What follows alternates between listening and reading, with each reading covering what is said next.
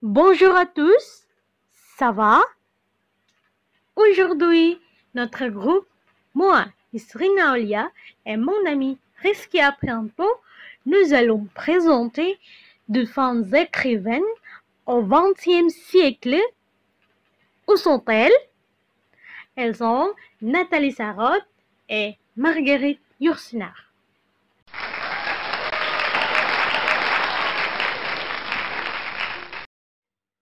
Avant de commencer, je vais dire les sujets de cette discussion.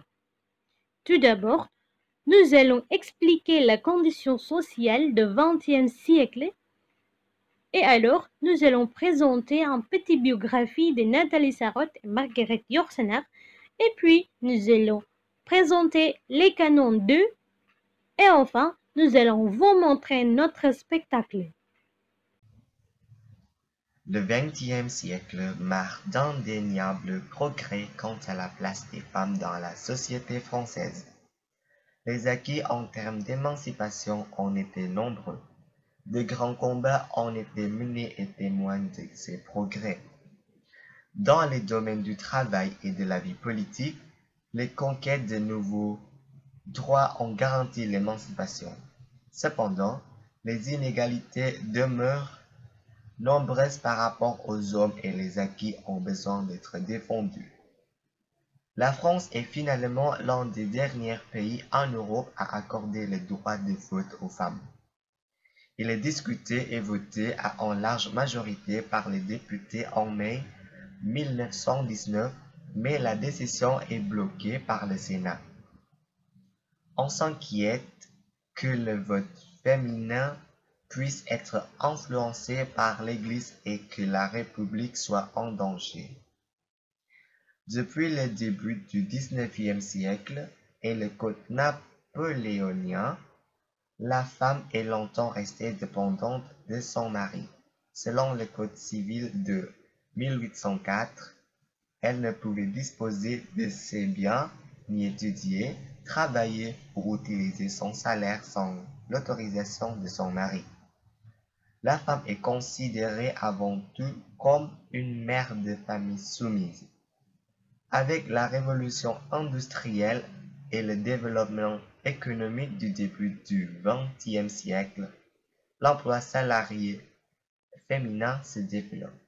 D'abord dans le secteur industriel, puis à partir des années 1930 dans le secteur tertiaire.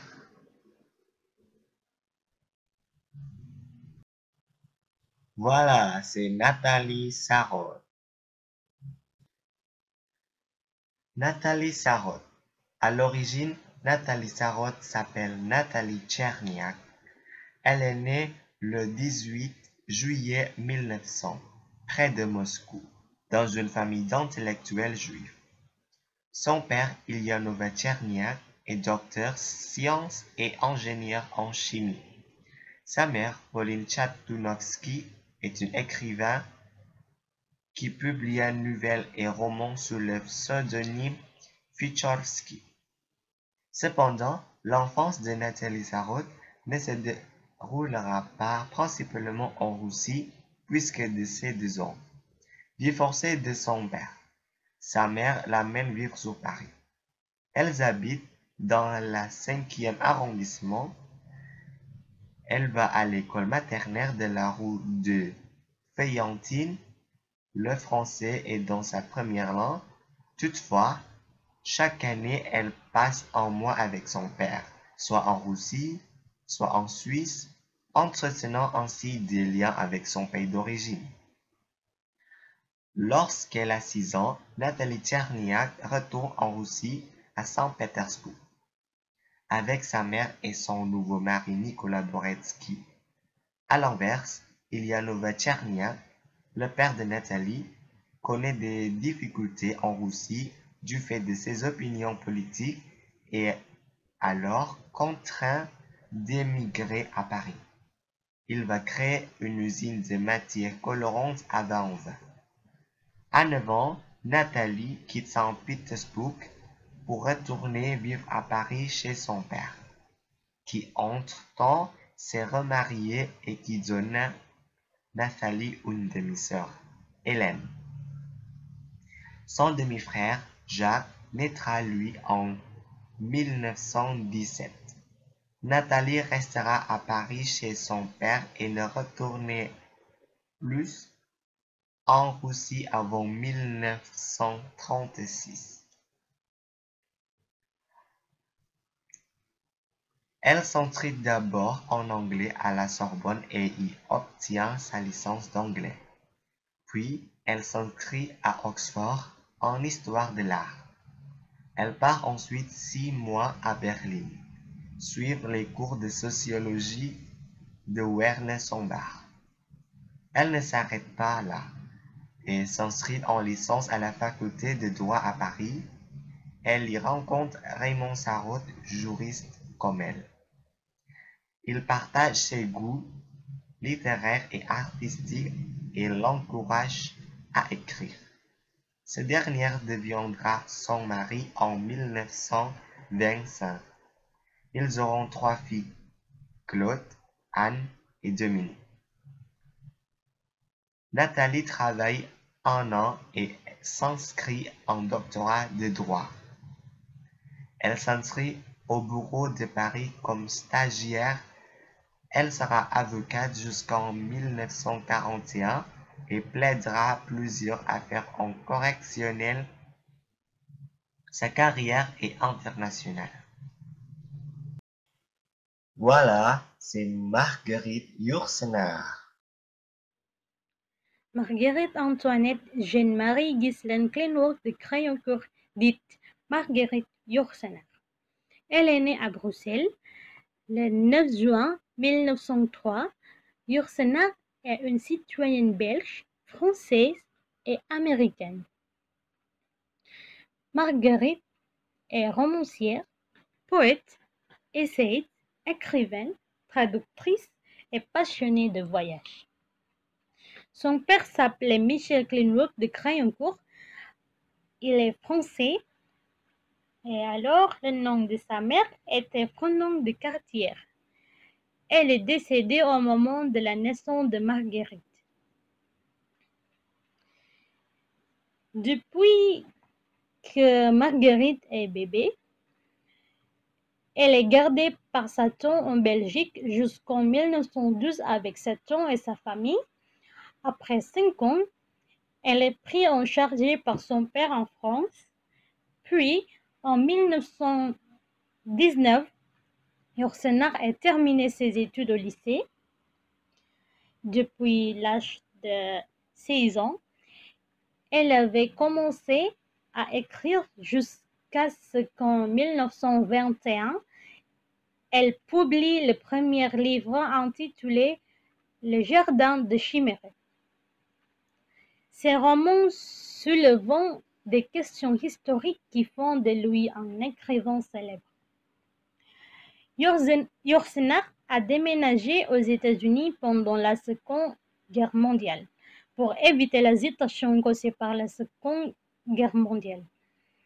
Cette époque, Yourcenar vivait avec Grace Frick, qui était la personne qui traduisait les livres ainsi que son amant. Yourcenar a établi l'amour avec Frick et elles étaient ensemble jusqu'à ce que finalement Frick meure en 1979. Sa visite à Lourdes en 1937 a introduit Yourcenar à Virginia Woolf. Elle a traduit des livres de Woolf en français. Après cela, Yourcenar a publié son ouvrage la plus célèbre, Mémoires d'Adrien, une autobiographie romancée dans l'Empire romain. Elle a écrit le livre pendant environ 10 ans. Le roman en fait un romancier moderne classique. En 1980, Yourcenar a été choisie comme la première femme de l'Académie française parce qu'elle était toujours productive dans l'écriture en français, contribuant à faire de nombreux écrits tels que romans, articles, essais, poésie, etc. Et alors, elle est décédée le 17 décembre 1987. Les canons, l'enfance et mémoire d'Adrien. Alors, maintenant, je vais vous parler des canons de Yourcenar. C'est un roman historique en 6 chapitres écrit par Marguerite Yourcenar, publié en 1951. Les mémoires d'Adrien se présentent comme une lettre adressée par l'empereur Adrien à son petit-fils adoptif de 17 ans, Marc Aurèle, qui doit lui succéder en tant qu'empereur. Cette lettre a pour but d'aider le jeune homme à se préparer à la rude tâche qui l'attend et de lui permettre de réfléchir à l'exercice du pouvoir. Adrien, sur le temps de la conversion, il dresse le bilan de sa vie. Il part de l'objectif de laisser à Marc un témoignage vrai et non occulté de l'œuvre d'un empereur au sud de sa mort. Les mémoires d'Adrien se terminent par une méditation sur le suicide. Ayant le sentiment de devoir accompli, il pense en effet un moment mettre fin à ses jours, mais se résigne finalement à attendre le mort avec dignité et passion. Enfance. Le canon de Nathalie Sarraute. Nathalie Sarraute y raconte sous la forme d'un dialogue avec elle-même. Sa conscience, ses souvenirs d'enfance ressemblant ses 11 ans premières années. Cette période est déchirée entre ses parents divorcés et entre la Russie, Ivanovo, et la France, Paris. Sarraute essaie d'être aussi sincère que possible, et cette œuvre s'avère une sorte d'inscription où elle s'interroge sur la véritable nature de sa mère, froide et distante, et qui finit par l'abandonner à son père vers l'âge de 9 ans. Toutefois, vers la fin du livre, elle explique comment elle parvient à renouer tardivement le lien avec sa mère. Ce livre est écrit sous forme de dialogue entre deux parties d'elle-même. C'est ce qui rend le livre original. Les voix possèdent de différentes positions à l'égard du travail sur ses mémoires. L'une assume la conduite du récit et l'autre est la conscience critique. La seconde freine parfois la première et la met en garde contre le risque de forcer l'interprétation ou inversement la pousse à l'approfondir.